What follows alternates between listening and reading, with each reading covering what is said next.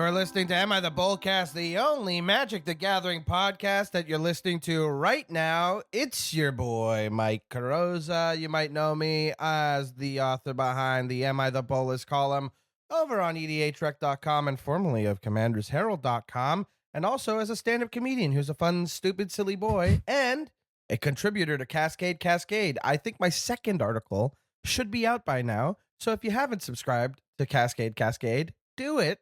You'll read one of the most vulnerable things that I've ever written, followed by one of the dumbest things I've ever written. So if you really want to feel the spectrum of Mike's writing about magic when it isn't so formulaic as Am I the Bolas has been, check out Cascade.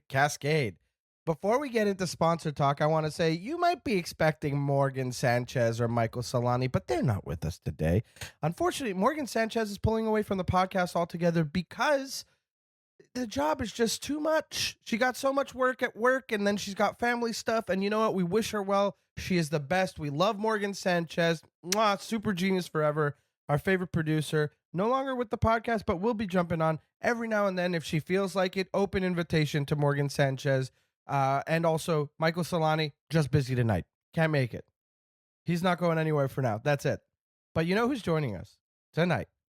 You know him. You love, frankly, one of the most fun episodes response-wise was when we had this guy on, because folks were yapping about it online. People were stoked that we had him on, said, bring this guy back right away.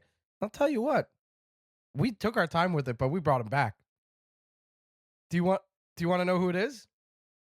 We'll do that after this quick break. I'm kidding. Could you imagine? I'm torturing him. I can see him on the camera. Just do it. Go ahead and say who it is. Hello, everybody, and welcome back into the Am I the Bolcast. My name is Tyler Savesya Bucks, and they tried to hold me back. I don't know who they is, but somebody did, and it didn't work because I am here back on the podcast. No more talk about Tony Danza. All right. That's in the past. That show was canceled. We're talking about some more weird news going on in Magic and some people wondering if they're the Bolas as well. But thank you for having me back, Mike. Oh, dude, of course. You were such a delight last time. I was just like, when you're definitely on the short list of, hey, we need somebody to help me out, please. And in fact, you're at the top of that list. That's it. We didn't have to go down the list long because Morgan said, I can't do the podcast anymore. And I was like, well, we got to bring in Tyler. Let's get him on another mailbag and let's have some fun with it, baby. Tyler Savesya reaching out for other guests. That's my new pseudonym. Yeah. Savesya Time. Yeah. That's what's up. So, Mr. Time, welcome back to the Bolcast, buddy. It's been a minute. Really excited to have you back. I pulled up a mailbag for us today. We've got some stuff to discuss. Before we do that, we got to talk about our sponsors, cardsphere.com. Since day one, baby, cardsphere.com. Get your cards here. Just get online. Start trading your cards. Cards have value. Trade them for other cards. Your cards are your wallet. There's a referral link in the bio. I beg you to please use it because you're going to change your friggin' life. You're going to start buying stuff on CardSphere. CardSphere is the best, okay? I've got so many packages. Actually, I'm holding up a card right here. I have an overflowing basin I just got yesterday from CardSphere. And also, plug time, if you're on CardSphere, they also have articles, one of which is written by me. Sphere of Influence comes out every single Friday. So awesome. Go check that out, too. Yeah, check out the articles. Cardsphere.com, not just for trading cards. Get yourself some articles on the Cardsphere. Use the referral link in the bio. 100%, of course, is 100%. What am I even saying? 100% of the time that you click on the referral link, you'll get to that website. That's 100%. Guaranteed. So, guaranteed. You click on that link in the bio, you're getting the website, cardsphere.com. And also, they'll know that we sent you, which helps us in many ways. Boom. You nailed that.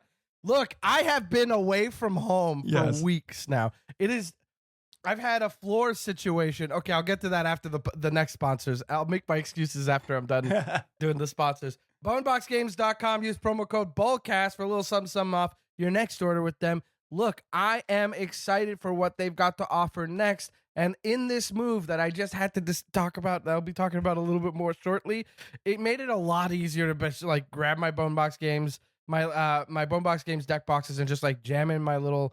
I have this like tote bag, and they stacked so perfectly well in that bag. I swear to God, I was so stoked. I looked at my girlfriend and I was like, these fit perfectly. I think this might be the way I travel to Magic like things from now on. Like whether it's a con or like a Magic night at my LGS, like the Commander night or something. It just fits so perfectly, and I was just like, damn, Bonebox. These are clean. They're so like they've got like that leather feel to them where you're like, this is protected. I kind of like I let them look, I'm not gonna lie, I let them tumble a little bit. I'm a little reckless with it. Because it feels like, ooh, I could be. They got a little cushion to them. Boneboxgames.com. Quality product, quality deck boxes. Get yourself some Bonebox Games deck boxes. For people who like tumbling their decks. This is finally a product for you. We've been waiting. Are you tumbling your decks? Who up tumbling their decks? Who up tumbling their decks? Has this ever happened to you? You're walking around your home and your decks are just tumbling out of your hands? All of the time. That doesn't matter. We won't fix the tumbling part. We'll just make it so it doesn't hurt your cards when they tumble. My Magic collection is upstairs, so when I bring a bunch of decks downstairs, it always happens like one by one, and then it's like, all right, I need to take everything upstairs. So actually some tumble-proof stuff would be pretty useful for that. I'm so clumsy that I drop stuff going from my office to like the dinner table where we're having Magic Day. Like if I have friends over, I have all my decks in my office. If we have friends over, I just like take it to a room over. I'm talking like not even 20 feet, okay? And I will find a way to drop something because I'm very clumsy. And oftentimes, if it's a Bonebox Game deck box, I'm not worried. But if it's one of those Ultra Pro deck boxes, no shade to Ultra Pro. Okay, big fan of the stuff. I really like that you got like the pictures and everything on there and it matched for a while. That's what I used for a long, long time. But man, it sucks to drop one of those because you're like, where'd it crack? It cracked for sure. And as a clumsy guy, I can't be cracking deck boxes, man. I can't do it. Well, I got to stop. Dropping deck boxes isn't the only thing that you've had going on. What else has been happening in your life? I know there's been ups and downs. Let me tell you, buddy. Here's what's coming. This is what I got. First of all, it's finally happening. Our floors are getting replaced. It's been a long time coming, right? So for those listening, you might have recognized this story from back when it happened last September. When we were in August, end of August, early September, we were in Vancouver. My girlfriend is from British Columbia. We were out there just hanging out, doing some shows and stuff. And my buddy was watching our place, watering our plants while we were away. And he finished work late. He finished work and then like was a referee at a soccer game and then like came over to water some plants at the end of the day, right? Really eventful day. He gets in to our place about midnight, thinks it'll take him about a half hour. He'll finish watering everything. He'll get out of there lickety split, but not tonight, not that night in question, because he walked into our kitchen to fill up the pot so that he can like water our plants, and he just stepped in a ton of gunk and water. Why is that? Our sink overflowed. That kind of sucks. What could possibly be in the sink besides water? I'll tell you what. We're on the first floor. There are 3 floors above us using the same tube in their sink. You know how many idiots out there still fucking put their food in the goddamn sink? Sorry, Ken, for all the swears, but I mean it. I mean it. Fuck them. Fuck every person out there that keeps jamming their goddamn food down the goddamn drain because it comes up. Our building had not done the necessary maintenance. They do it once every 2 years. They clean that pipe downstairs for everybody. But this one should have been done once a year. The recommendation is every 6 months. They didn't do it for 2 years. It backed up all the way into our place. Our place smelled like sewage. It was disgusting. And my friend, the angel that he is, cleaned everything up, had somebody in the building turn off the water. He just took care of everything. He stayed overnight. He canceled work the next day. He took care of it like the emergency it was, because when we got back, we had to like dry the floors. We had to get an industrial thing, which shot up my electricity bill quite a bit, to dry the floors because, you know, you want to avoid all that mold and you want to avoid all that like displacement of the floors and all that. And you want to avoid this, what we have to do now, which is having the floors changed. So currently, my insurance has relocated us to an apartment that is not our own, that we have to move essentially all of our stuff to. Because we have to empty the whole place. We could only leave stuff in the bathroom and in our storage room, which is like away from where the floors need replacing, and that was it. And so we have everything else with us at this place. It was a nightmare. It fucking sucked. Sorry, Ken. And so, yeah, I'm sorry if you haven't had a Bolcast episode in a little bit, but also for what it's worth, you can always just tweet at me and I will be like, yes or no. And by tweet, I mean on Blue Sky. It's truly amithebolas@gmail.com. We do get to your submissions, either on the column or on the podcast. But also, Tyler, I hinted at this. There's a new bit on the podcast. Oh, okay. There's a new bit. The new bit is that this is the last episode of the Bolcast. Oh, I apologize. I'm sorry. Yeah, Tyler's killing the Bolcast. He's brought the knife. The Bolcast is done. Hasn't been the first time. It hasn't been the first time he's had to end the podcast with somebody else, which honestly is a service you should provide for. There are some podcasts that could stand to end. It's like that guy online who calls people and delivers bad news. That's what I do for podcasts. I guest on a podcast, and then when we're done, when we're off air, I'm like, by the way, guys, this was the last episode of the podcast. It's like that guy who he broke up couples for he called on behalf of one of the people in the couple to break up with their partner and did it in a way that was just so frustrating and but also cathartic. Yeah. Man, I remember those from 2007. Crazy. YouTube was just a fledgling. That said, it's the last Bolcast episode. Here's the thing about this bit. You won't know it's not a bit until it's too late and you're like, when's the last time I listened to a Bolcast? Anyway, congratulations. Soft launching the end of the Bolcast as it is right now. I think it was that episode with Tyler, the podcast killer Bucks. Oh, that was the last one. Yeah. The faint sound you hear in the back, pan to the left in the back ear, you hear that? That's him sharpening a couple knives. He's going to cut up his computer, which signifies the end of a podcast. I go through so many Dells. Yeah, we know exactly how it works. Yeah. Don't add us about the technology. We nailed it. It's a series of tubes. It's all tubes. Yeah. And that's why a knife is so effective. If you ever take a knife to a tube, the tube doesn't win. I tell you what. I have. Damn. Tell us more. Tell us more. Yes, and the second I said that, I was like, I'm going to have to explain more about this. But I can't because it's my business and other people are going to steal my business model. I need to be the only person who knows how to stop shows. I have an NDA with myself. I don't disclose this. I would be so mad if I broke that NDA. Honestly, it's so. I remember a while back when people were having trouble with the interviews and stuff, and people COVID was a big factor in a gap in a resume, and people were like, "What's this gap in your resume?" And then aside from the screaming internally of "You mean COVID, the thing that nearly killed us, killed a bunch of people, all that stuff," they'd be like, "Oh, I can't. I'm under an NDA and I can't disclose." And you're like, "Great, awesome." Professional, great hack for having a long absence from a job. But you know what else is common right now is having a gap in your resume because the job market is dog shit. Sorry, Ken. I also provide the service of cutting out years of your resume with a knife as well. So if you need that you can too. NDA. Oh, Tyler did it. Oh, they'll know. When you say that at a job interview, they'll know. Oh, Tyler? Yeah. That kind of loves Tyler cutting. saves you space on your resume there, buddy. Exactly.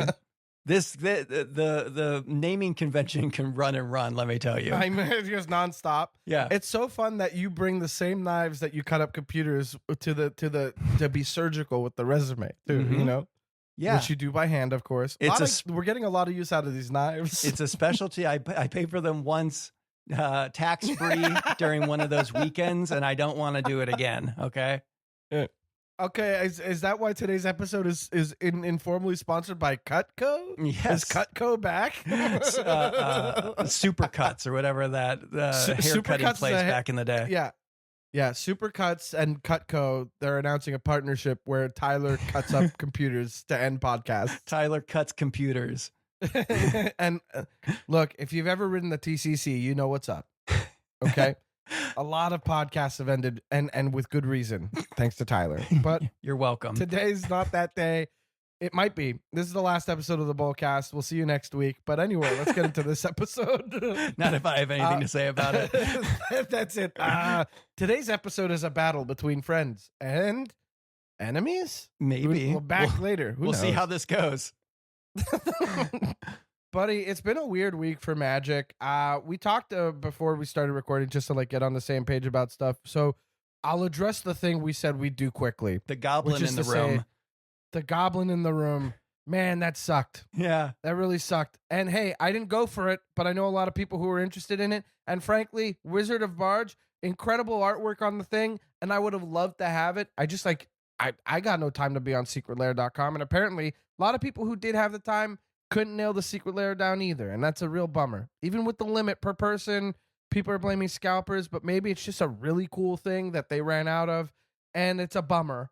But you hope that Secret Lair learns something from this, and who knows, yada yada. Yeah, even Wizard of the Barge tried to get it as well and couldn't get through the line either. Like, apparently they only send an artist like one Secret Lair, and they wanted to get another one, and got locked out of it as well. And now the last I saw it was on TCG Player for like $950. Don't do that. People are Don't real do that. gross about that. It's nasty. It's like, come on. I understand. Here's the thing. We're in a time where you want to make a quick buck because everything's squeezing us from all ends. This just isn't the way. No. It's not going to work. You'll be out money and you'll piss people off. And it is what it is, man. Like, I hope you who bought the deck and needs to offload it gets to, or I hope you get to play the deck. Man, you're not seeing this, but the lighting in this place makes it look like I have dark circles for eyes entirely, and it looks like my mustache is full. So I'm going to turn on a light and hope for better. Well, I have dark, while Mike is going and doing that, I have dark eyes in general, like my brow. And oh my gosh, that is like the bane of my existence, filming anything on my YouTube channel, The Pillowfort by Tyler Savesya Bucks. Anything I do, little sketches, anything, it's always like, all right, let's get ready and started. Oh my gosh, Tyler, you look like you have two black eyes. Yep. All right, we need lights to light you coming up different from underneath and from the side. Yeah. Yeah, I've got a similar thing going on, except for also I don't sleep much. So that's the bags. But that said, we're done with the goblin talk. I want to say, are we excited by this next piece of news to discuss today, Tyler? Do you know? Unfortunately, I'm not excited about it, but I'll explain as you move into it. So we learned today, the day that we're recording this is the day that this news dropped, which is that through the Omen Paths 2, no, we don't need that because we got the licenses for Marvel Superheroes for Arena. And that's going to make it a lot easier for all the people who do content creation like LSV and Paul Chian and all those limited players I like to watch to have a better time with it and be able to use the actual card names as they're printed on the cards. However, I thought Through the Omen Pass was pretty cool. Yeah, I without a shadow of reason in my mind, the idea that there was like a cover band for the Spider-Man set, out there going and playing shows too. I loved that too. Like it's the equivalent of hearing a cover band start a song and going, "Oh, Weezer, I know this song." Yeah. And that's like you read half of a card and go, "Oh, amazing. This is Amazing Spider-Man. I remember now." But this must be Aranya. There is something I like about just this like bizarro in-universe world that it has no explanation. There's just a world that's covered by spiders, apparently. It's got to be a lot easier with this new set that it was because spiders were so prevalent in that one that you're like, man, how do you make spiders work all over the Omen Paths with like slush art and stuff that they commissioned? Who knows? And there's like just a guy and a spider. It's like basically every single one of the arts now. Now they're two people were split up. I don't know. And of course, Fleam, all the Fleam fans. All the Fleam heads out there. Yeah.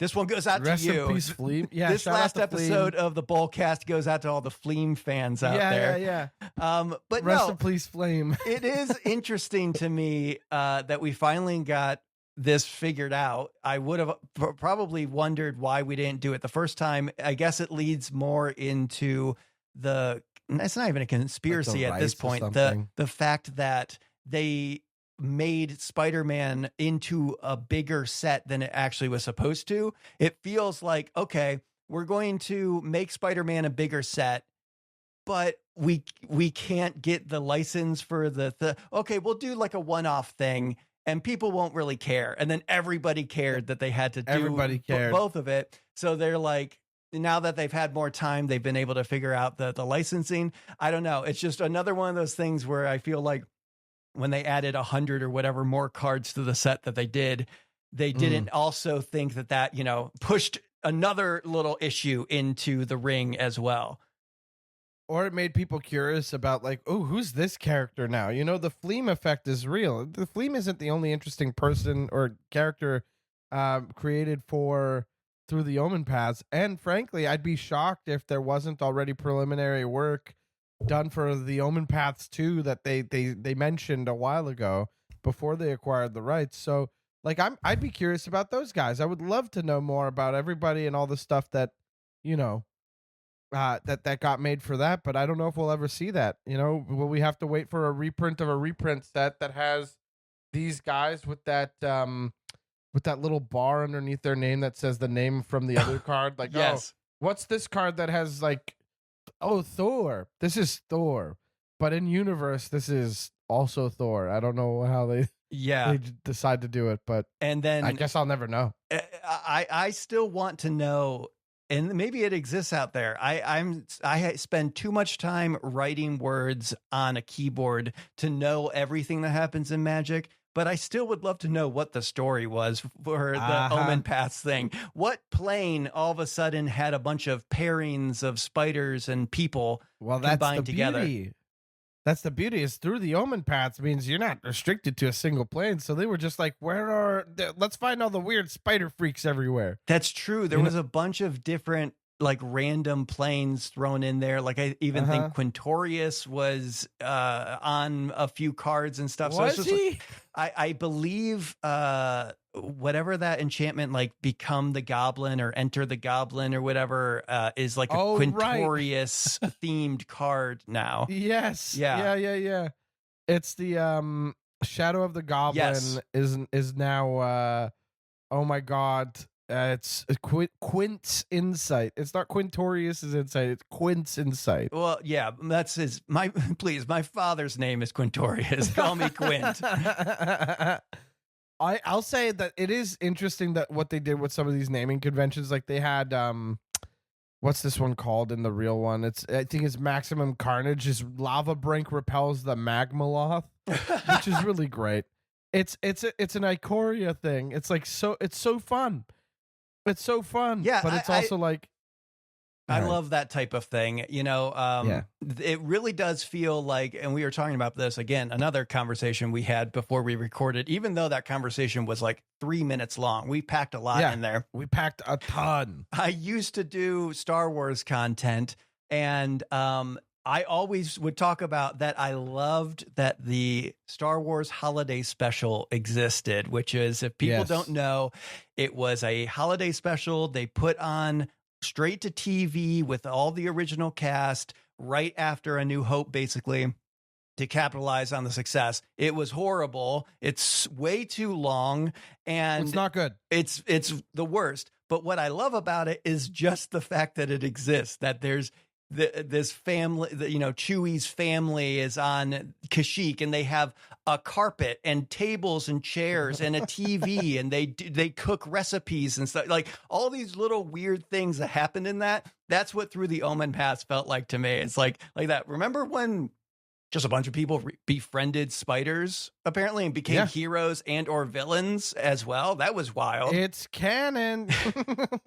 Is Through the Omen Paths canon? No, I have no idea. I really can't tell. I think that it's like, I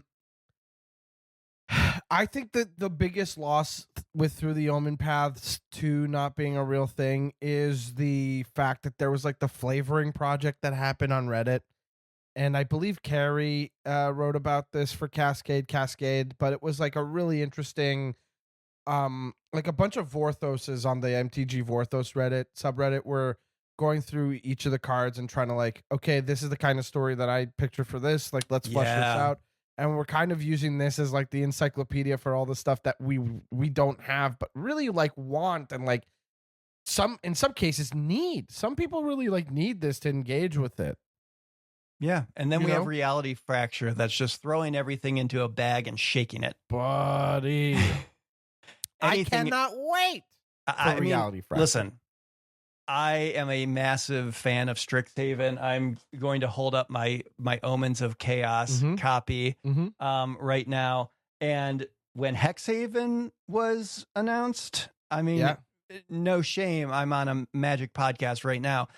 This guy started tearing up because at my heart, number one, this is going to paint me in a weird light, but I'm a Grixis player.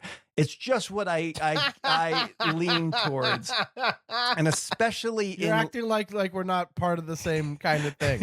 And throwing a little get rid of green, put a little white, and I'll play all of them. Yes, me but it too. turns out I play a little too much green too lately. I'll play everything as long as it's black. My comfort zone for limited and that type of thing is Rakdos. Yes, of course it is. I like being aggressive, all the removal, me too. all of that stuff. And the second I saw Stinger Quill as one of the things, a Rakdos, and I'm a Didn't Silver have to Quill tell person, me twice. And I'm like, oh my gosh, I really, really hope we are getting Elder Dragons as well, and getting something Stinger Quill as an Elder Dragon, and it's a mirror of Shadrix. Like that will be Shadrix is my signature deck. So if they make a Rakdos version of it, and it's very it's curtains, buddy. It's time. You pass around cards and other stuff, but it's painful and all of that. That's going to be really, really fun. I want that. I want that so bad. So here's the thing. I'm of two minds with this announcement that Hexhaven is part of this world. Okay. So when it comes to reality fracture, the way I guess they let us run away with the idea was that kind of felt like we were led to believe this is Time Spiral Part 2. A lot of color pies out the window. We're doing Plate of Chaos again. It's going to be crazy. Even though Modern Horizons did the same thing, but at least this is in a more, I don't want to say more official way, but it's definitely in a way that's okay, it's a standard set where we're doing all this. And we're we found a way to explore it and redefine the color pine, and holy hell, that's crazy. But the idea that it's okay, alternate universe. Yeah. Alternate universe school set. I was kind of bummed about it. I'm not going to lie. I was not happy with it at first. However, everything looks pretty sick. Everything looks pretty sick. See, this the is the thing. schools look incredible. I don't know how much the schools are going to be a thing, as it might just be part of the setting, because you can go and then eventually we get them. A creative mind, we just had an enemy set. Now we're going to have an ally set coming up, and that's a way to make it an ally set. And then on the back end of it, it's okay, we have this alternate universe, and the break in the reality fracture happens in Strixhaven. So either we can do March of the Machine Part 2, where every plane gets a little bit of this reality fracture, or we just show that Jace is there because he was just on the other side of the Upside Down, and most of what happens there. And then maybe in the future, it's oh, I wonder what's going on in Ikoria and the alternate, whatever.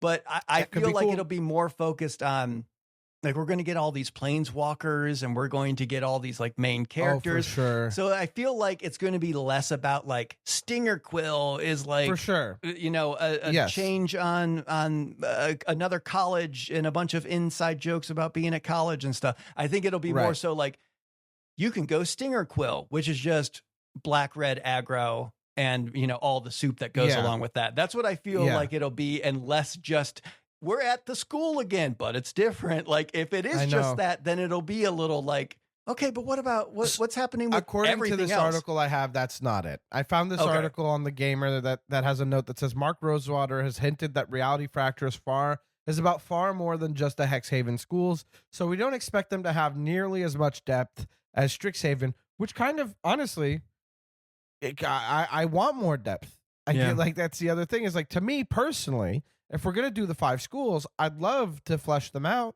I would love that. So if we're doing like a super block of, hey, after Reality Fracture, we get this like commander set of the Hexhaven schools. Wouldn't mind that, especially because like we got a bunch of color pairings that I really enjoy.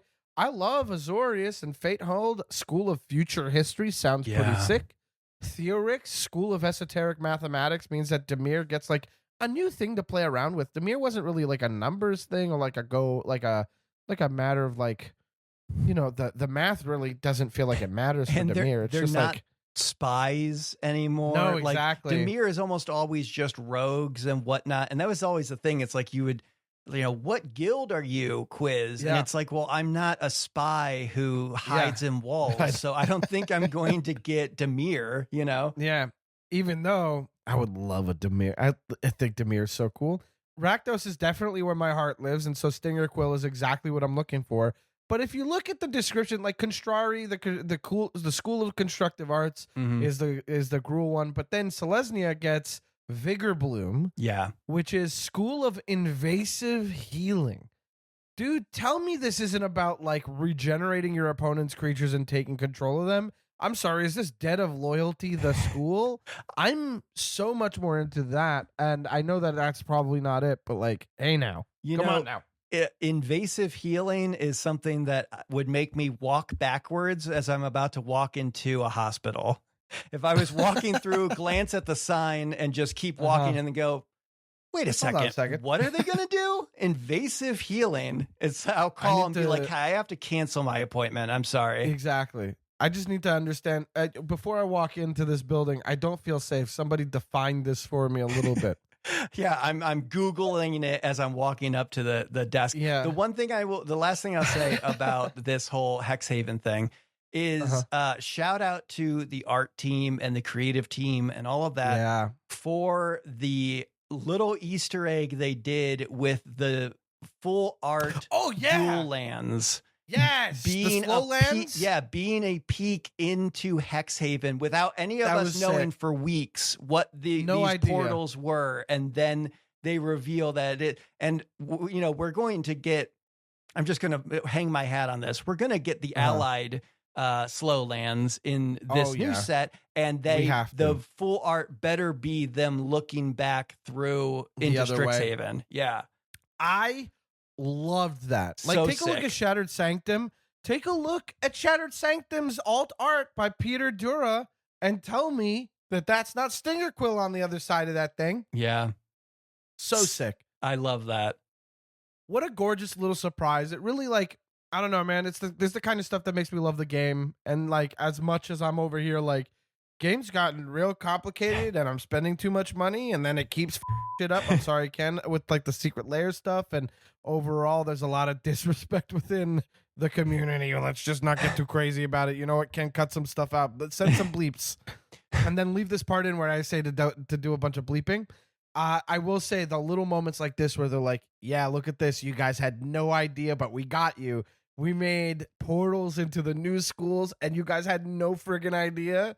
And look at how stoked everybody is. It's so fun. The Magic Story is also super rad. If you haven't been listening to the Magic Story podcast or reading the online stories, very, very cool. And there is another thing that people went back Easter egg wise when You're telling me. I forget who it was. I'm not going to say. In Lorwyn, Marilyn, I think, talking to Tam about how Marilyn was made, you know, by Una, and saying to Tam, like, oh, you were probably born and had a loving family and all that stuff. And Tam doesn't say anything. And Marilyn is taking that as because you don't understand what this is. But Tam is actually in the back of her head, like, I was made as well, but I can't say that. Can't say it. So don't want to say so it yet. Cool. Love this stuff. And we're not going to say who made Tam either yet, but that's like a fun. I mean, look, if you haven't read the story at this point, you're not gonna. But if you're listening to the podcast, it means you're invested enough to be enfranchised enough to listen to a podcast about Magic the Gathering, but not enough to read the story that's been out for a month. Yeah. That's online, available for free. I don't know if you're going to read it. No. Anyway, and point that's is, okay. Just cool listen stuff. to what I said and be like, whoa, Yeah. and then tell other And then people, and go they'll listen think to that it and- you listen to Uh-huh. Now we've given you some tricks to like flesh out some conversations. Just enjoy.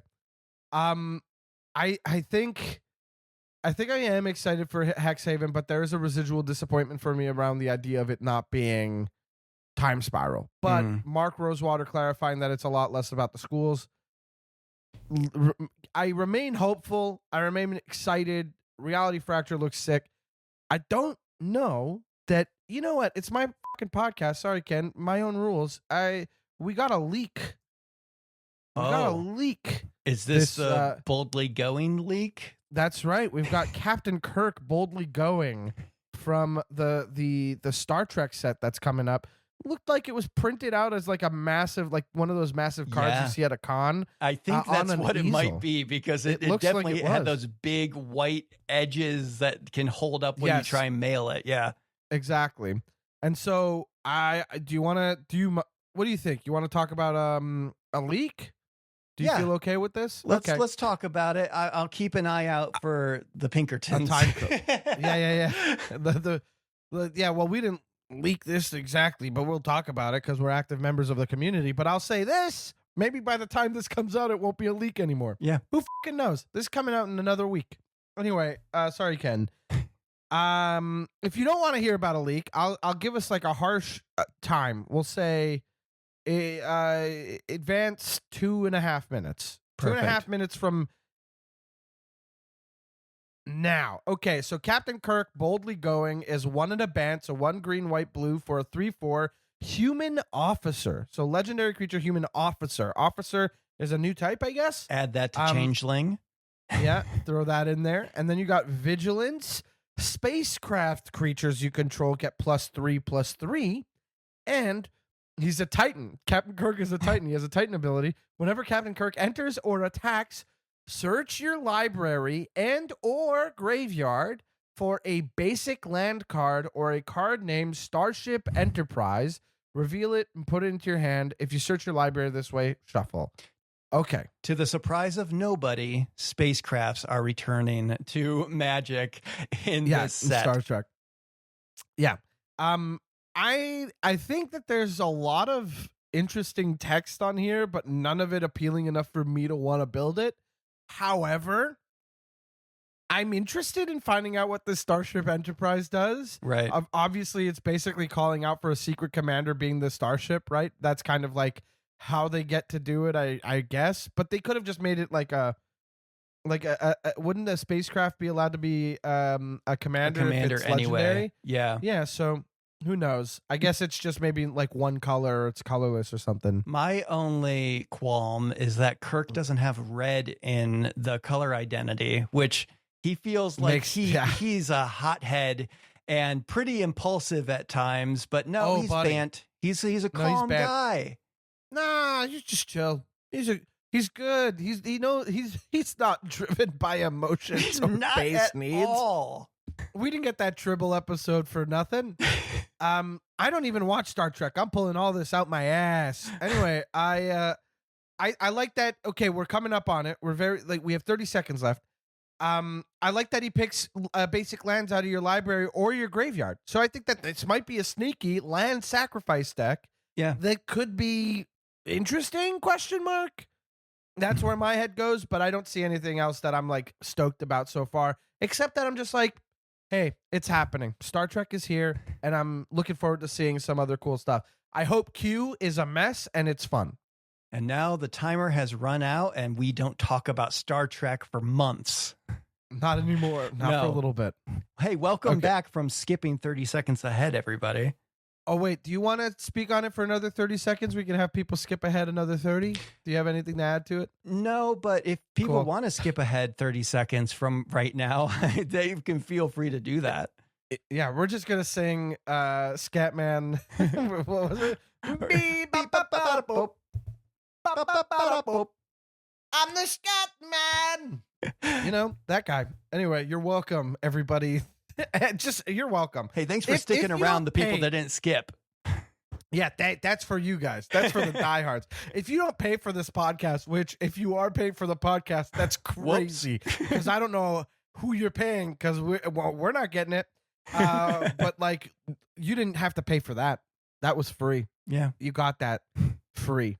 Anyway, I think it's time we get into a mailbag. What do you think? Yeah, I think so. I think everybody has come back from the skipping. We're all here. We're all ready. We're caught up on a bunch of stuff. Talked about quite a lot so far.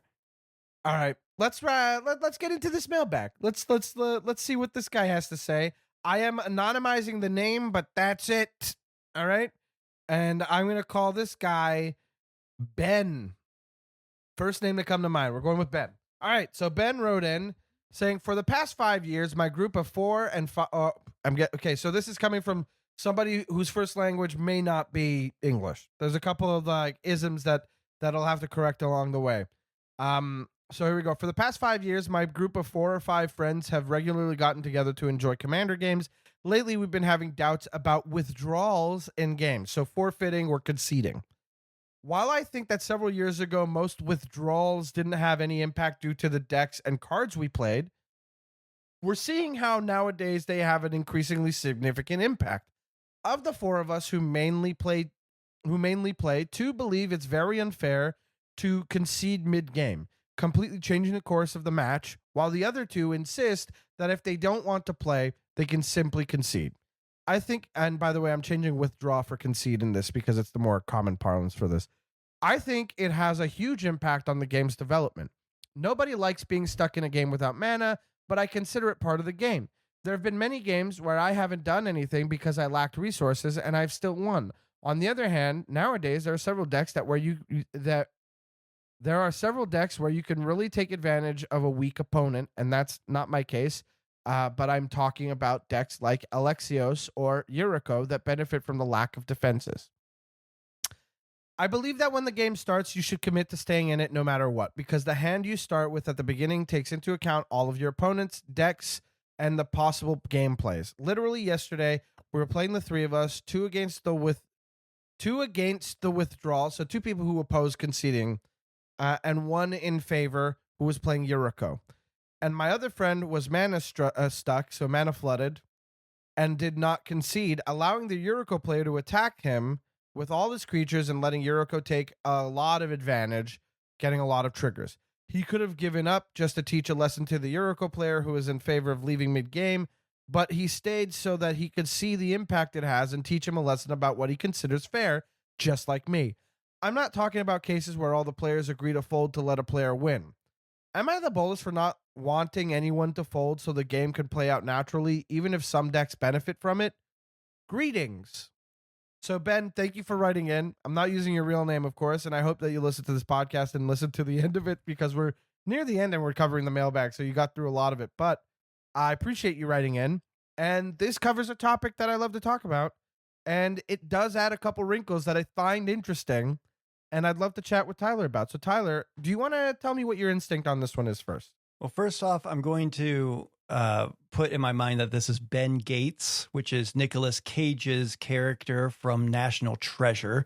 So Ben Gates. Yeah, thank you for taking some time, not finding the Golden City in order to email this in. And also, I think that Ben Gates would have a hell of a time saying withdrawal all Right. the time. So I feel like that makes sense for the choice of words. Now I regret not saying withdraw. I got to withdraw. Yeah, you got it. You can do a Cage. Here's the thing with this is I am right there with Ben Gates on this, and I'm sorry to interrupt. I'm so sorry to interrupt. I just realized something that is not going to be worth it, but I can't get it out of my head, and I need it out right away. Ben Gates, Nicolas Cage. Mm. What are gates if not a cage without a lid? What? Thank you. You're clapping, but it doesn't pick up on Zoom. But you're clapping. Guys, you have to take my word for it. Tyler is clapping. Tyler has stood up and given me a standing ovation, and I've earned it. Wow. Okay, now that I've done my interrupting, Tyler, please tell me your thoughts on this. I mean, this is a common thing that we hear all the time of concede at sorcery speed is, something that gets brought up a lot. I agree with Ben a lot in this sense that when somebody concedes, especially as like a spite play and whatnot, it changes the face of the game. Everything. And the problem is what you're trying to do when you concede, when you scoop and say, all right, I need to go home anyway. I have 3 articles due and I should be doing that instead type thing. Yeah. What you're doing there is going, I'm not impacting the game. And in fact, it would be better for everybody if I am not here right now. But when you concede, when it's not optimal for everybody, what you're doing is I'm doing what I want and everyone is being affected by my decision here. I've spent all game not being impactful, so let me impact it in the worst way. Yes. Now, I want to hear a little bit from you, and then I have maybe some advice to give to Ben before. That's what this is all about. Let's do it. So I am for concessions. I think conceding in a game is fair, but it really takes a couple of considerations. So let's say, personally, when it comes to conceding in a game of Magic, I will wait for my turn, or I will poll the rest of the table and see if everyone's on board with conceding. If it's a group concession, there's no harm. That we give the win to somebody and that's that. But if it's somebody being like, if it's I gotta leave, we can't hold it. You can hold that against you. But if it's I want to speed up to the next game, I'm conceding, I'm not doing anything. You guys figure it out. I don't like that. At the very least, here's what I think, is that you just blanket respond everything saying, I will block whoever attacks me, but I will not be playing any further spells. And you get to be like, this is how I affect the board in the sense that I'm still here. I am letting this happen. But once we reach 90 minutes, I'm conceding. This is a time limit. To me, you can concede on your turn if you reach certain thresholds. If the game has gone long, if there are many things that the only other thing that I would think of is if you concede because the game isn't what you guys agreed to, then that I can get. Like if somebody shows up and is like, hey, we're playing bracket 2 decks and this guy's got like a bracket 1 deck where it's like stickers and attractions and it never goes off, and this guy's got a deck about art with cats in it, and then the other guy, the last guy in the pod shows up and he's like, oh yeah, I can play that, no problem. Pulls out a Thalian Gitrog deck and is like, Allurin and only 3 drops, and I combo off turn 2. And you're like watching this combo happen at the beginning of turn 2, and you're like, buddy, I played my second tap land. This guy played a Signet. I think we're going to scoop, or we're going to continue playing as though you're not here. You know what I mean? I feel like that's a fine way to concede. That's a different circumstance. But when it comes to we're in the game, we've begun the game, someone's mana screwed or mana flooded, if they want to concede, then we have to agree to a system. And I think that system is pretending they're still there at their life total and that they're not doing anything to their board. So you still get the attack triggers. You still get the, I have a Teysa Opulent Oligarch deck. Nothing sucks more than when somebody decides hey, I want to concede, and I lose out on an extra clue token at the end of my turn because those clue tokens end up translating to mana, card advantage, a spirit token that I then use to a block, or use to aristocrat somebody. When you're using something like Myriad, you lose out on an extra thing coming into play, which you might have calculated as part of it. And you're looking at somebody's board and they have nothing going on and they're about to pass to you. And you're like, I'm finally going to get it. And then you're like, I'm going to go to comment and I scoop. I'm not doing anything. Forget it. That guy. Sorry, Ken. Pretend the token came in and did the damage. Who you hurting? Game's fake anyway. I mean, I definitely get that vibe. I have a Jolly Balloon Man deck that's all about as many creatures hitting as possible and a lot of myriad stuff there. Mm-hmm. And I tend not to knock people out of the game right away because doubling a myriad creature, now I'm getting 6 tokens versus, whatever. So even when everyone's engaged, some decks don't want to just knock everybody out. And that's another thing too, is you never know what's in somebody's hand. You might, they might look, flooded, but maybe they're holding up a bunch of interactions. So sometimes you're playing a little tighter. There's a lot of stuff there. So when it comes to what Ben is saying, I agree in the sense of, you should have a very solid system, especially if you have a normal play group that you get together all the time and play.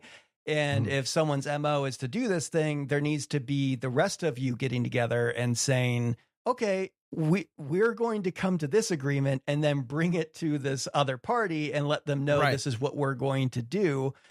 And not do it in a, whatever way, but do it in a way that shows like, hey, this is what the majority of us would prefer, and that it's actually detrimental when you're not doing that thing. Well, you know what? To that point, not just the majority of people prefer, it's what the remaining players in the active game care about. Because if somebody concedes, hey, guess what? I don't think you get a say in this game anymore, dude. Yeah. You have actively left the game. Yeah. Something my play group has done and has done for a while is say you're being mana screwed. You get, after several turns of that, listen, we only get together every so often to play. Right. We're all here. You get a rampant growth. You know what I mean? Mm-hmm. That comes in tapped. So you still have another turn where you're not going to do anything, but next turn you can cast a card draw spell, and next turn you can cast your commander, like whatever it is to get out of that. The ball rolling. But after several turns, and I get the frustration. I've had games where I've just sat there and done nothing. One of my first ever streams that I did for somebody, one of my favorite decks, I popped off really hard for 3 turns, and then I drew nothing but lands for, I think it was 8 turns in a row. Brutal. And that's exactly what it is. It's like you pop off, you go super hard, and everyone's like, whoa, you're the problem. Like, yeah, I am. Don't check in on me in the next 5 turns because I have nothing else to back this up. So I get that frustration as well, but that's why putting something in place there where it's like, okay, you can rampant growth here. And I don't know if that's something that you're, opposed to, but the little stuff like that might get you away from the stuff that people actively hate, which is just someone leaving the game because they can't do anything. It's like, okay, well, do I want them to just do that all the time? Or do I want to have something in place that, like, if somebody's going to do that or getting to a spot where they're going to do that, let's give them a little advantage. Whether it's a rampant growth on their turn, it's tapped. They still have another turn, all of that. Or draw on the end step before your next turn. Yeah, like just honorary monarch. Yeah, you draw an extra card before you go to your turn, and I finally got a spell if you're flooded. Awesome. Okay, I can cast something at least. There are aspects to this that it is a casual format, and when you're in a play group where you play all the time, those types of things can be discussed and put in place. Right. And you can work out something. That's the fun part about a play group, is that you work out a system that works for all you guys. You guys like get together and stuff. But what if you're in a more competitive environment, right? Then that's still a matter that's up for discussion. You know what I mean? If somebody concedes and that's tactical concessions really suck. In my opinion, it's just kind of like you're deciding, like, it's the ultimate king-making. It's the ultimate, like, asterisk on anybody's win, unless you are truly a non-factor. Like, if you're taking incidental damage over the course of a game because of, like, an aristocrats player, the impact tremors guy, or, like, something like that, and you're losing to that already and you've got nothing and everybody's agreed that you're kind of taken care of, yeah, maybe you can concede, but, like, check in with everybody. If everybody's cool with it, like, fine. I definitely think that this whole scenario benefits from just a conversation, even in the moment, would be like fine.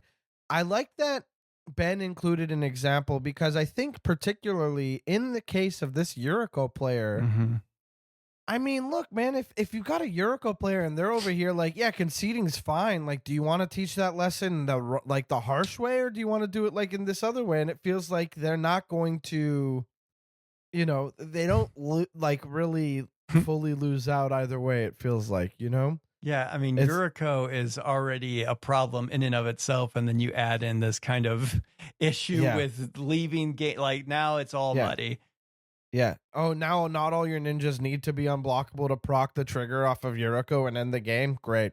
Oh, but you already had 4 of them, and the top 4 cards were like time stretch, enter the infinite, and right. All these like huge man. Yeah, okay, fine. I lose, but also, I do think it's nuts that like the Yuriko players, like, conceding's fine, no problem.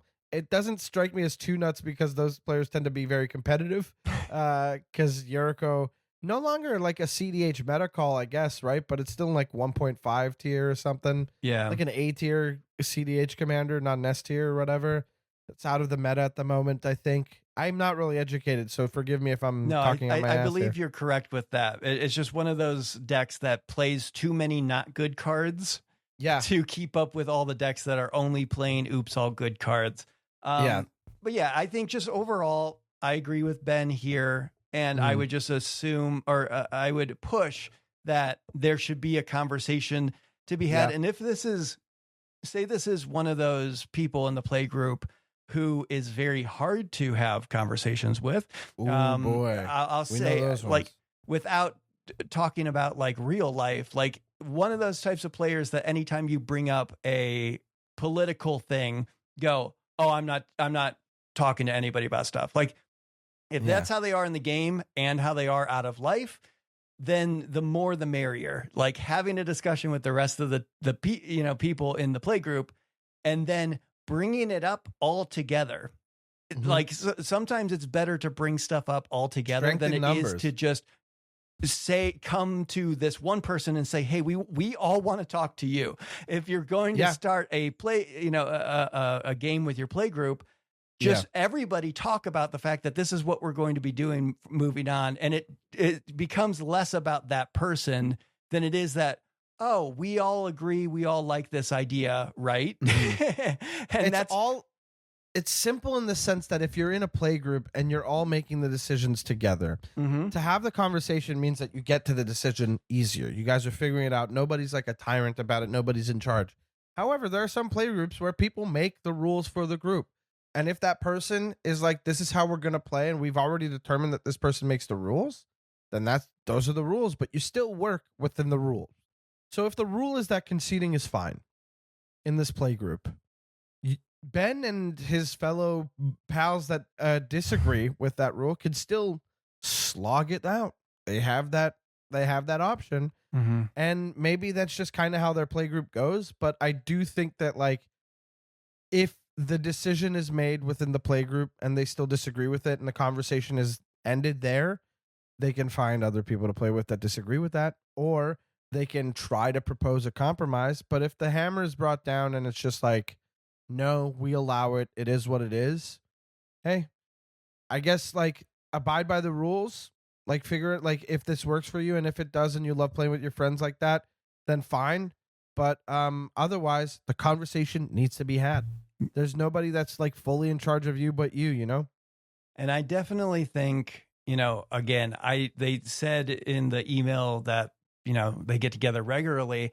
I don't know how regular that happens. And if it is something like with my play group and other people I play with, where it is like, hey, it's very lucky that we're all sitting down here and playing together, that if every single time there's these instant speed concessions and whatnot, or just something muddy that's happening with games, number one, and taking a step back, if somebody's consistently getting mana screwed or flooded, ask them how many lands they're playing. If they're not playing enough, then they need to put in more.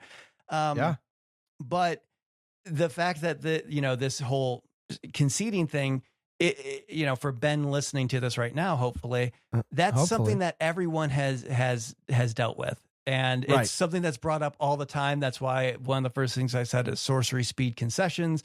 It's just because that's one of those things. It's like, on my turn, the stack is clear. I'm going to take myself out of the game for reasons. You have to have reasons. You know what I mean? Like, like, this is a social game, and it's not something that we consistently have like an Irish goodbye for, where you could just go like, when you pass the turn, all of a sudden everyone looks and the playmat's gone, the deck's gone, everything's gone, and just like, oh, I guess they just left. Anyway, moving on. We don't really care. No, it's like, oh, you're leaving. That changes a lot about what this now, because now it's already that person's turn. Like, yeah, you've skipped over to another person's turn, and it's like, man, were you our last hope to doing anything? Like, you know what I mean? The other thing is, like, we talked about spite concessions. We talked about concessions at like instant speed. We talked about like having a reason. If your reason is because it's a good game move, quote unquote, then no, it's not. You're losing. You lose. It's not a good game move to lose the game. So, I mean, this is phrased in a way that Ben is asking if he's the bolus for having this opinion. I don't think so. No. I think it's unfair to be like, you're the bolus for having an opinion. I do think it's fair for us to just keep hammering the point of this is a discussion that needs to keep happening, because clearly they've had this conversation before where they come to an agreement on how to handle that. And I think that if they can't come to that, that's a shame. But the prevailing, thought should be a democratic vote in their group. Like, they're 5, right? They got a tiebreaker built in. Somebody make the decision, and it is what it is. I don't think forcing anybody to be in the game is fair, though. Yeah. I do think people should have the right to concede. I just think that we need rules around the concessions. I think that you need to find out what your threshold for a concession is. Is it 45 minutes without a game action beyond like land go? Is it like after the third board wipe you kind of go, maybe it's time? Is it that you're like having no effect on the game and you're not having a fun time? These are fair reasons to need to concede. However, have something in place where it's like the reasons are acceptable among the group and nobody gets mad or holds ill will, carries that over to the next game or whatever. But also have a plan in place on how to treat that player when they're gone. If they're gone, they're still at the table. They're still there. You're interacting with them, but their board is gone. Their life total is still there. Pretend they're a phantom player with no actions. It is what it is. Yeah. If you're playing like a forced card draw deck, like a smothering tithe situation, it sucks. But like, do you pay the tithe? You've decided no actions. Fair. Although at a smothering tithe at a table, it feels like if you're conceding, everybody's going to concede, I think. The last thing I'll say on this too is, it is generally, if somebody's conceding out of a spite play or whatever, it's a social faux pas. It's been talked about in Commander forever. I'm just wondering now, is this person conceding and just waiting for another game with the same people? Because if you concede and you're just sitting there waiting to start a new game, you might as well just play, like, I'm not doing anything. But if you're just like, yeah, I'm done with this game, and then you just sit there and look at people. Though. I've been that guy before. I have been that guy before. It's happened where you ever build a deck and like the brakes just fly off of it. It's just not working at all. You've got no control. You've built it to do a thing. The thing hasn't happened. It will not happen. You play something. Finally, it gets wiped away. Yeah. You've got you feel like you've got no autonomy. You've got like no agency. It's fair to scoop. I think it's fair to scoop and be like, I'll catch the next one. I had this much life. You guys need to either way, I'll be free attacks. You can leave me for the end. However you want to play this, you play it as though I'm still here, but it is what it is. I can't keep doing this to myself. It's heartbreaking to watch a deck perform so poorly when you've put so much work into it. And I can empathize with somebody who feels like they want to concede this game and they'll wait for the next one.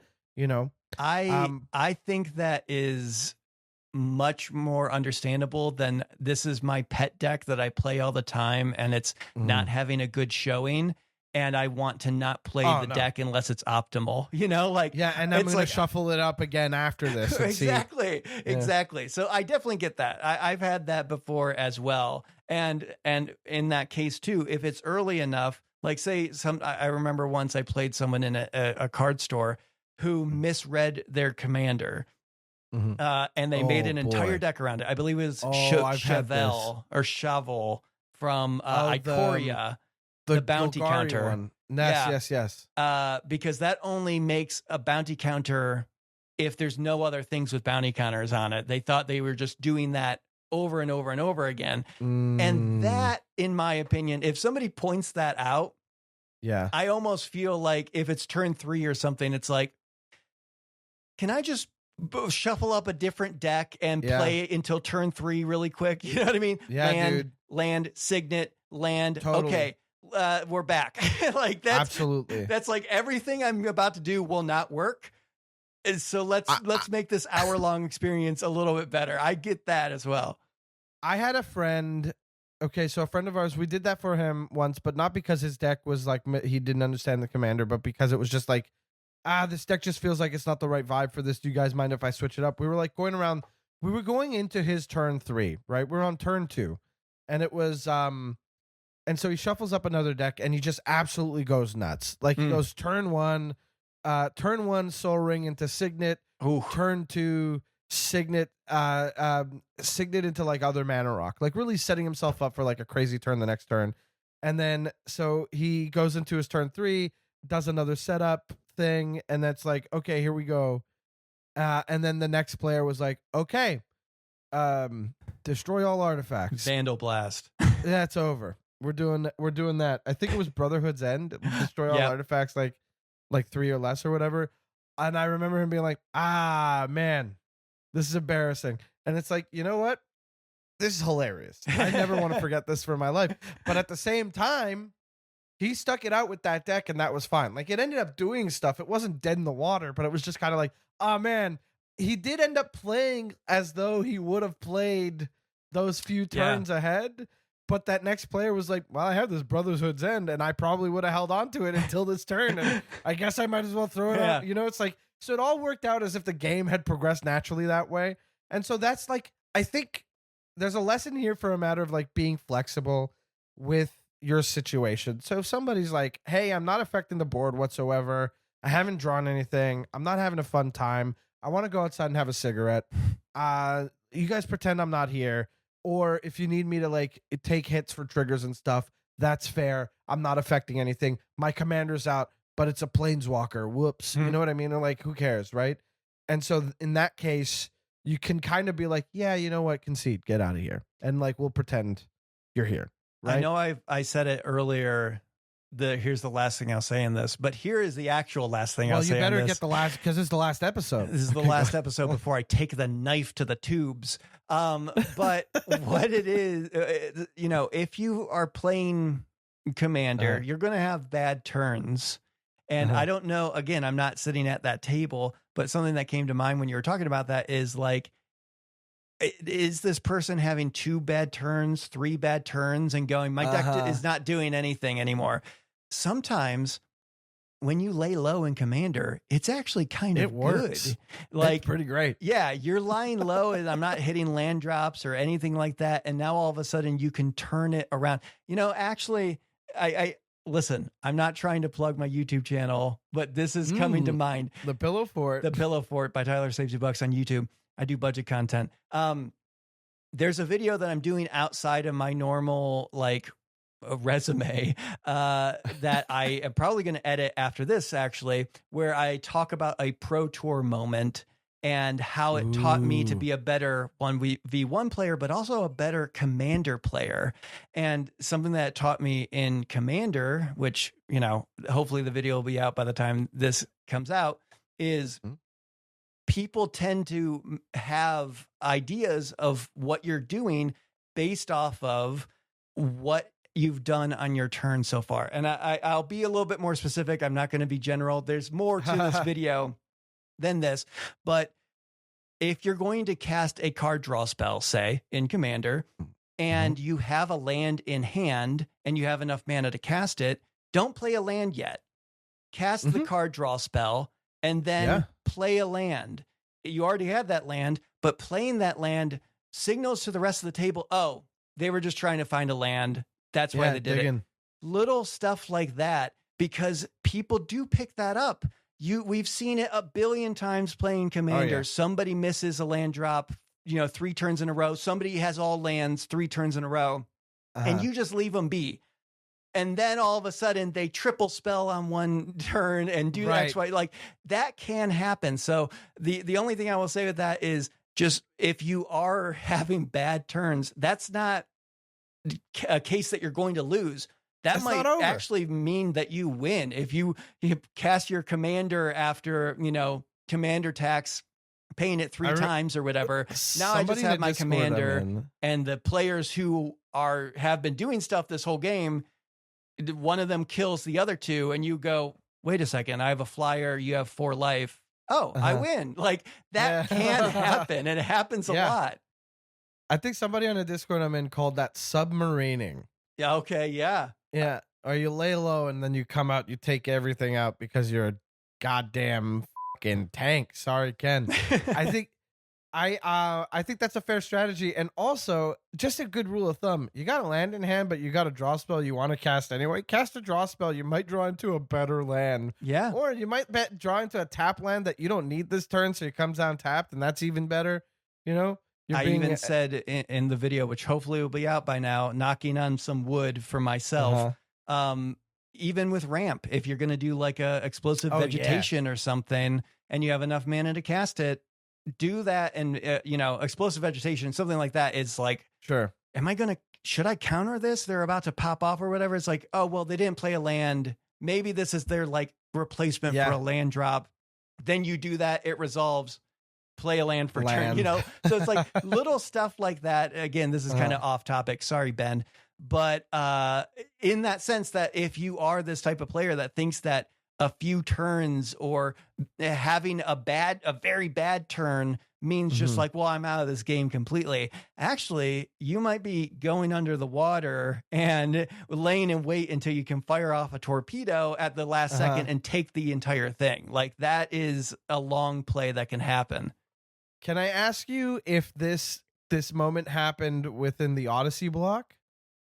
The Pro Tour moment? That you're talking about. It happened in not this past Pro Tour, but the one before it for Lorwyn Eclipsed. So this reminded me of something I watched on the Receivables this month. The Receivables put out their episode on Odyssey, which, first of all, I've been waiting for this. Odyssey was around the time I took Magic a lot more seriously when I was a kid, and I really got into it. And I loved the set. Love the set. A lot of garbage in the set, but a lot of beautiful stuff. The art is fantastic. It really just like tingles everything in my brain. And shout out to Morgan, who is foiling out like a binder full of each one just because she wants one. That's right. That's honestly, I get it. I'm with her. And I hope I get to see it someday. With help from Cardsphere. With a lot of help from Cardsphere, that's for sure. I'll say this. I will cry. Morgan, just be prepared. When I come visit you and I look at, even if the binder is not completed, I'm going to cry. I'm going to cry a lot. I'm going to cry so much, actually. I'm going to be such a baby. I'm going to be the worst. And so Patrick Sullivan and Patrick Chapin on the Receivables were talking about the card Second Thoughts. And Second Thoughts, for those who don't know, is a 4 and a white instant that the old terminology on it is removed from the game, but it's instant that says exile target attacking creature, draw a card for 5 mana. Okay. Pretty steep cost, but it's cantrips and it's like fine. And then you've also got Kurtar's Wrath. So Kurtar's Wrath is board wipe for 4 white that says destroy all creatures that can't be regenerated, and then it has threshold and said instead destroy all creatures, then create 2 1/1 flying spirit creature tokens. Yes. So with flying. So we have these 2 cards in hand. This is like Patrick called this one of the most brilliant plays, and I was like, man, I can't believe this. The idea was that the player, and I forget who, and so Patrick's going to tell this way better on the Receivables, but for those of you who don't watch and just listen to me, guess what? You're listening to me right now. The player in question, who will also call Ben. Why not? Ben was playing Odyssey Limited or Construct. I think it was Limited, and so Ben's playing been playing Second for Thoughts. a long time. Ben's been around. Yeah, double Ben. So Second Thoughts. Of course, it was limited. This isn't a constructed card. So Ben had 5 mana up and just played land and go, and on 5 mana, and so that signals pretty heavily to his opponent. Second Thoughts is in hand. So what happens the next turn? Well, that player decides not to attack because he doesn't want to exile, but he feels safe enough to just keep building out his board because eventually Second Thoughts is only going to exile 1 creature. And then you're going to get to attack and kill everything. However, cut back to Ben's turn, and he has a land in Kurtar's Wrath. He's still on 5 mana. Has I think he had the Second Thoughts after all, but still, It's just like, let's just say the hand is land, Kurtar's Wrath, second thoughts. Chooses not to play the land, keeps holding up second thoughts, and so watches his opponent build up their board from what they assume is a safe, right? It's a safe bet to keep building the board into this like rattlesnake effect that is going to eat up an attacking creature, only attacking. And so once the board was built up, Ben comes back to his turn, plays the land, plays Kurtar's Wrath, destroys all creatures, makes the flyers, and just comes flying in. Yep. No big deal. NBD. Just what a play. The idea of like it's a little mind game. You're subverting the expectation of the format by doing this. And it's the same thing that you're talking about, which is draw a spell and then play a land, or ramp spell and then play your land, you know? Little stuff that plays into what, you know, we're talking about with the email too, of just people notice when you're behind and sometimes they let you off the hook. Yes. So if you look like you're behind for half a second, then do something else. That is a way to play into it. And yeah, you can learn a lot if you're only a commander player by, you know, some of these things. Like I said, I'm doing a video about 1v1 play, and the you know, playing a land, and when you do that is only one part of the thing. Another part of the thing, which I will have to have people go watch the entire video I did when I edit it, knocking on wood again, is sometimes making somebody use a spell is better than playing around it. And that is all I will say. I got decks full of lightning rods. All right. I'll make you use that lightning bolt. That's for sure. Yeah. And that's in Commander, okay, you countered this spell, and then the person next to me pops off, and you can look at the other person and say, you know, I'm happy you countered my commander who wasn't going to do anything on this turn when this person was so obviously about to go off on their turn. Like, there's little corner case stuff like that you learn when you watch competitive play. Right.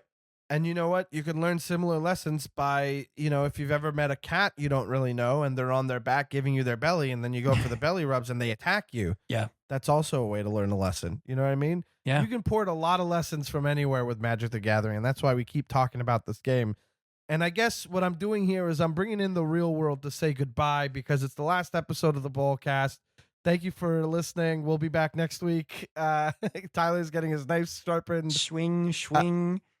Tell everybody where they can find you and what you want them to check out, because you already have. I know. We're going to keep doing it at the end too. I really didn't know if I was going to talk about the thing, but then you said several things that just matched right up with the video that I have sitting there that I need to do. Well, you think I'm mad about that? Because that's just like, oh, when things work out too perfectly, you're mad. I'm not mad. This is the best. This is also a video that I shot twice, because I shot it the first time and then went to check the footage, and it recorded the first 12 seconds of it, and I had to do it all over again. So yeah, you can't, hopefully you can't tell the little bit of disdain in the back of my mind when you watch the video.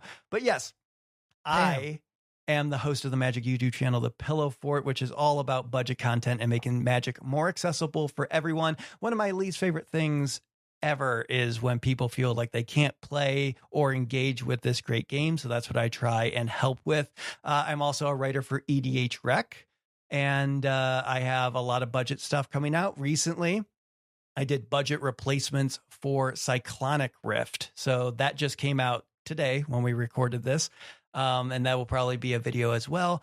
And you can find me on all of the socials for the Pillowfort, the Tyler Bucks, all of that type of stuff. I'd love to see you hop on over. And if you do check out one of my videos, say that Ben Gates sent you, or Ben Gates highly recommended this video. It's a treasure, this video. And that will be our little inside joke. Yeah, buddy. Make sure Ben Gates sent you. Yeah. That's what you want to say. You can find us on Blue Sky. Am I the Bolcast on Blue Sky? Michael Celani is gamesfreaksa.info, and recommander.cards, what you want to check out. Shout out to Morgan Sanchez, EDHREC.com for all Am I the Bolus, and of course Morgan's work. Morgan worked for EDHREC. And of course Cascade.com, baby. Sign up. Check out the stuff that I wrote. My first article was about necropotence reminding me of suicide. which whoa boy. And then my next article is about the band Creed for some reason. So, deal with it. Read the shit I'm putting out. Sorry, Ken. And shout out to all the sweetie pies out here in the community. Shout out to you, the listener. And if you're listening still, please, send me a little email saying, what the heck is wrong? What are you talking about? What do you want? What are you doing? Really capture it exactly like that. And then also include a reminder that I said to do this, because I am going to forget. So I think that puts us at the end of the episode. We're going to scoot the day. So everybody say thank you, Ken. Thank you, Ken. I'm sorry I'm about to cut the tubes. Okay, bye-bye. Last episode forever. We'll be back next week. Here I go.